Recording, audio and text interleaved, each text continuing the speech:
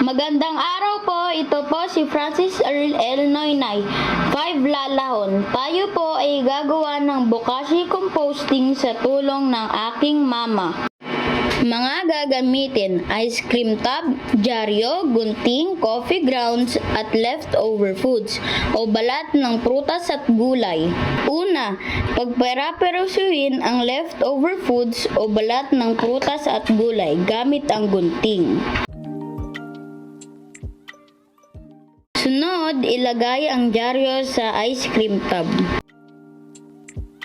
Wala po kaming bokashi brand dito sa bahay, kaya bilang alternatibo, gumamit po kami ng coffee grounds.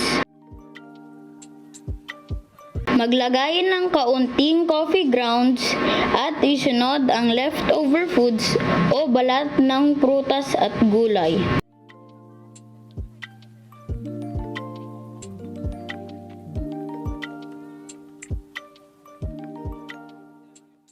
Ilagay muli ang natitirang coffee grounds at tatakpan ang lagayan.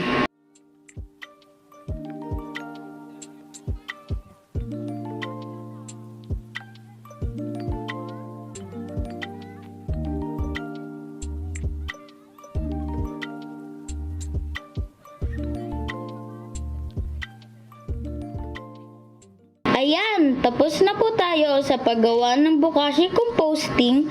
Maraming salamat po.